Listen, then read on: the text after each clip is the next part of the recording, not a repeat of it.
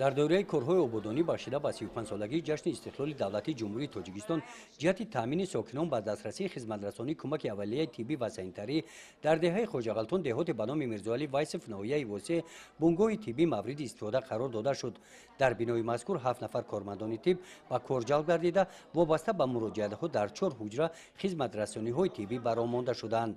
راهها را سنگفش کردیم، راههایی که همین شام میاد، همین گذر میآید، همین جا را سنگفش کردیم. البته با دستور گرفتیم که در آینده با همین را اگر با واسطه دست جمعی اگر چی کنیم همین را منفش کرده، همین یک اقدام های همین جناب عالی که بنیادکاری است، بنیادکاری سازندگی است، ما همین را در عمل تطبیق میکنیم. دهه خوجاغلطان از 183 خوجگی عبارت بوده. شماره اهالی آن 1283 نفر را تشکیل می‌دهد.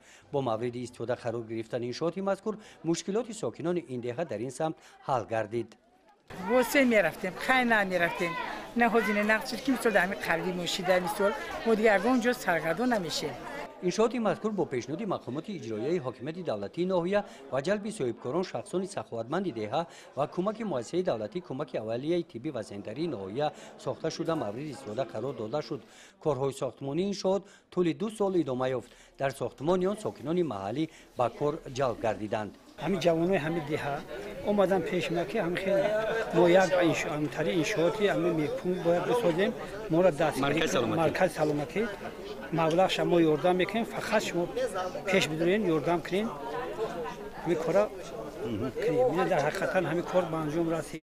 مورد استفاده قرار گرفتن بنگاه طبی در این دهه و عملی گشتن باز یک انشاءات جشنی در این دهات از جانب مقامات اجرایی حاکمیت دولتی ناحیه به قید گرفته شده. در مراسم گشاده شوی آن جانشین رئیس ناحیه واسه اشتراک نموده در ملاقات با ساکنان قید نمودند که این همه آبادکاری ها تامین شرایط باز هم بهتر طبی در دهات در دوره کارهای سازندگی و بنیادکارانه اساسگذار صلح و وحدت ملی پیشوای ملت پرزیدنت جمهوری تاجیکستان محترم امامعلی رحمان و جلب شخصان سخاوتمند راه اندازی گردیده عملهای جوانمردانه هر یک نفر که در این سهم گذاشتند از جانب مقامات اجرایی حاکمیت دولتی ناحیه قدردانی می‌گردند. روز اولی مورد استفاده قرار گرفتن بنگاه طبی با اقدام مؤسسه دولتی کمک اولیه طبی و سانیتری ناحیه با جلب دکتران کاروان سلامتی تشکیل کرده شده و ساکنان خدمت رسانی طبی رسانیده شدند. گزارش خواجه نظریف خدای نظر ظهورов از ناحیه واسه برای برنامه اطلاعاتی نوید.